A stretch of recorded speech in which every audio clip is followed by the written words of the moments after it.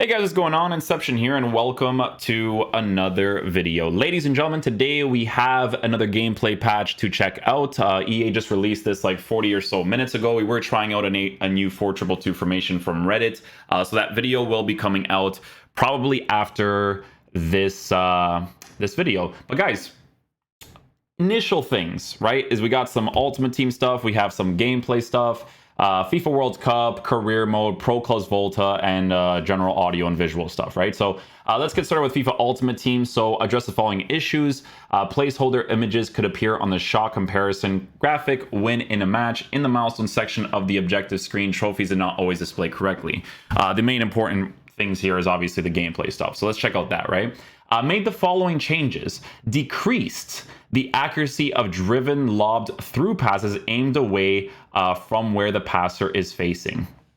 Yeah, so that is a very interesting one, right? Because there was a YouTube video where I showed an example of when the patch was added, where you guys probably watched the video where Samuel Eto'o is facing this direction over here, and he's able to do like a crazy lob pass in the other direction. So that's interesting that they add that as a first point, right?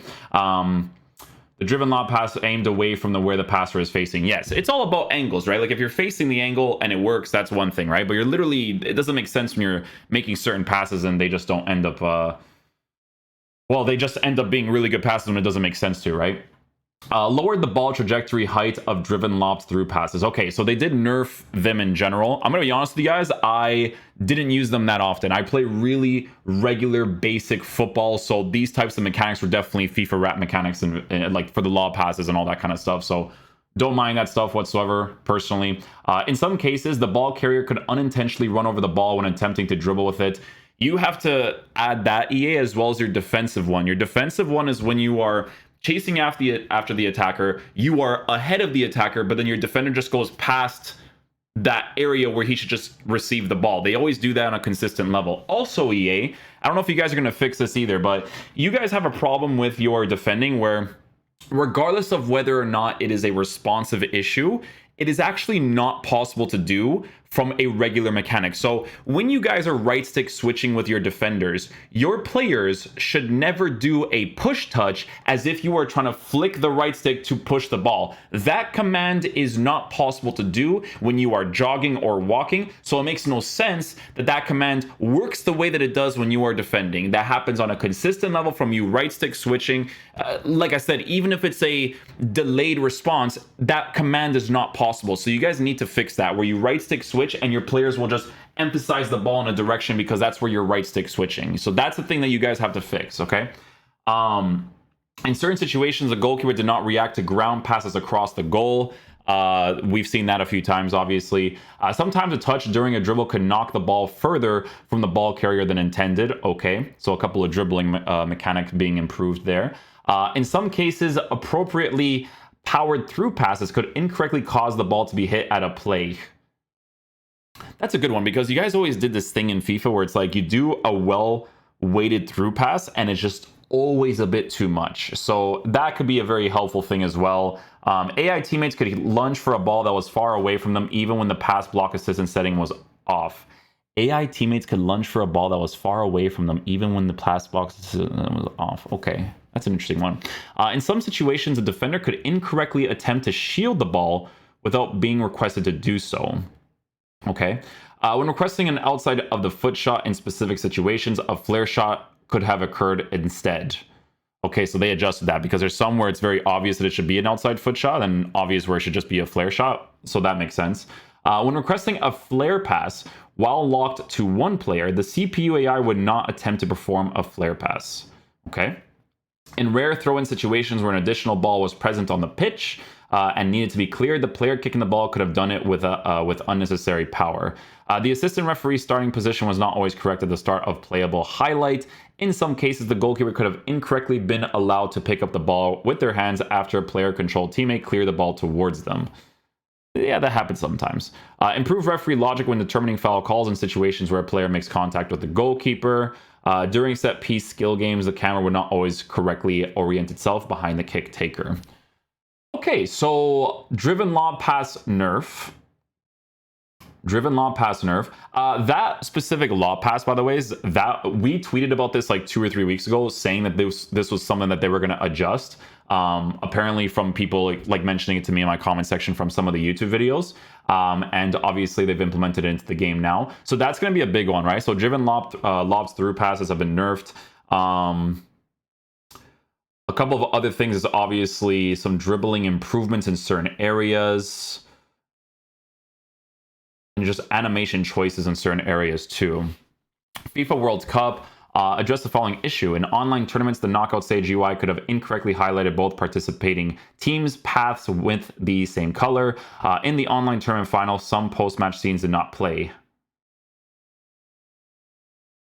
Oh, so I guess you guys did have an actual scene for the World Cup. Because when I tried to do that World Cup video, you guys didn't have any scenes. So I was like, oh, okay, cool. Career mode addressed the following issue in player career. Pro clubs, Volta football, general audio visual. This is the important one because you guys still haven't fixed your settings glitch. Like I go on my review account, it just always resets. It's really annoying. Made the following change.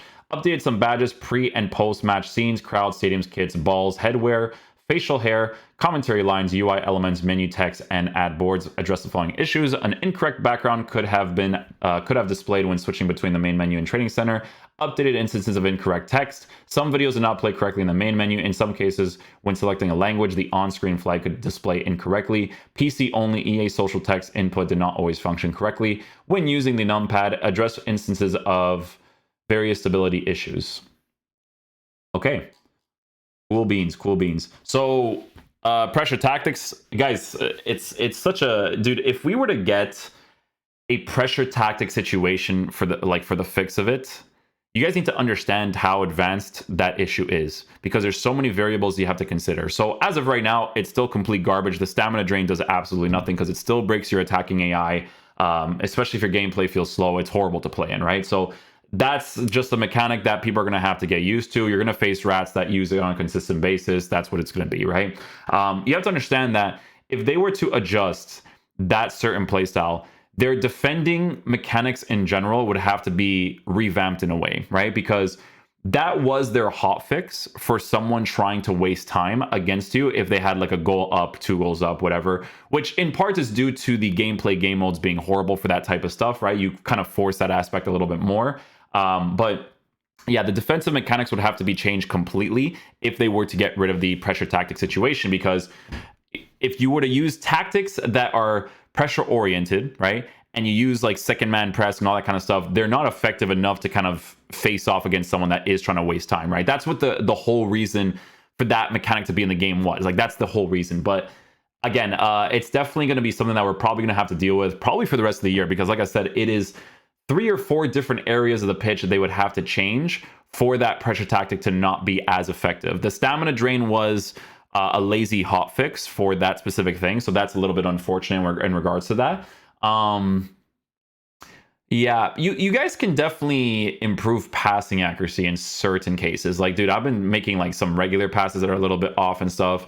The recent patch with, you know, explosive controlled players being really fast again, I don't necessarily mind as much. I'm like I said, I mentioned to you guys in that one video where I'm very 50-50 about it, because there's a bunch of people now that obviously just go for through passes, just go for lob passes. Whenever you notice that the game doesn't revolve around any sort of buildup where people are kind of spamming the same mechanics over and over again, that's where you know it's like super overpowered, right? So, yeah, with defenders, like obviously nowadays you definitely need like full meta defenders. Like you guys will see in this 422 video that, you know, we're using Kimpembe and Varane nowadays, and although they are decent players with good defensive animations, you can definitely tell that you want to spend like 3 million coins on each individual defender, because it is what most people are going for, right? So the driven lob pass decrease I'm okay with. Like I said, I didn't really use it that often. I can't really remember that many times I use it in general. And when I do use it, I use it in very logical situations. Like if I'm facing a certain angle and someone does a lob pass, like if they're facing that direction, but then they do a lob pass that direction, that's ridiculous. Like the fact that it's so accurate like that.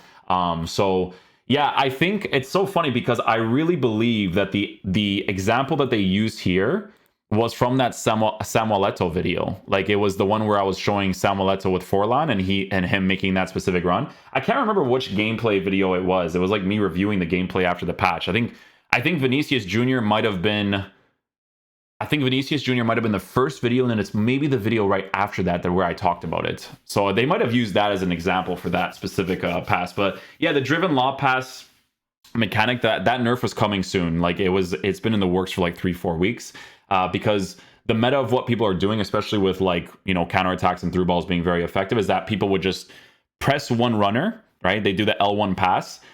They would lay it off to somebody else, and then they would just do like a first time L1 R1 lob pass to be able to get through all the time. Like I faced a guy in FUT Champs that did it like 4 times in a row, and it was super overpowered. So in my opinion, definitely a welcome change. Like I said, I always aim the angles properly to go for the driven lob passes anyway, so no big deal there. But yeah, so a passing buff has been added for some of the through balls, so that's going to be interesting to see as well. Changes to the outside foot shot when they do a flare trait or a flare shot. That's going to be interesting as well for consistency, obviously. But yeah, definitely an interesting patch. I wouldn't say there's anything too major. The driven lob pass is definitely the main one here, from what I've seen so far. So yeah, it's a lot of interesting things. There's actually a discussion I wanted to have with you guys when it came to the gameplay patch. I've actually been kind of wondering, like, what if they did a thing in FIFA, like gameplay game modes wise, right, where they would allow you to replay FUT Champs. Like, so let's just say, for instance, there's the same FUT Champ system that we have now, right? So you have the one opportunity to qualify, you play your 10 games, you get your rewards, whatever, right? They should create a system where there is a different matchmaking after it. Like, okay, so you already have that matchmaking where it's the people that are trying to qualify. So that's the one matchmaking, right? But they should have another matchmaking within FUT Champs where it's just people playing the mode as if it's like a tournament mode. So it's like, let's say, for instance, you had a very weak concept, right? But just this alone would be sick. Where it's like, if you get like 6 out of 10 wins, they give you like 2k coins, right? So that way, if you were to play, you know, each individual game, you know, up until the 6th game, you would get 3,000 coins, and then you would get 2,000 coins from getting the 6 out of 10, and then it would just refresh, and then you could do it again, right? That's a system that I've thought of for FUT Champs because of an idea from PES. They do it a little bit differently, but I was like, you know what if we kind of like change it a little bit in FUT Champs where you have that, you know, open matchmaking where you're using different types of teams, but you face people that are still competent. Like, you can make that specific matchmaking based off of people who, if in the past they have qualified for FUT Champs, they're qualified to play in that matchmaking, like that type of thing, right? Like, there's something like that to have like an open matchmaking. People always say, oh, why don't you just go play classic matches, as if I can find games in classic matches to begin with, right? So yeah, I've been thinking about that recently, right? You play elite, you get your 8 wins or whatever it is, and then you just have this mode where you can play, right? So that's something that I've kind of thrown out there as an idea, right? But as of right now, when it comes to the gameplay patch, this isn't like crazy drastic. This is just to nerf the rats a little bit, you know, because they force it like crazy. So it's a welcome patch in my case, because I don't really use like facing a non-existent angle, making a pass and having it work. Wasn't really a thing I did that often. So yeah, hopefully you guys enjoy this video today. I'll catch you guys for the next one. Peace out, dudes. Love you guys.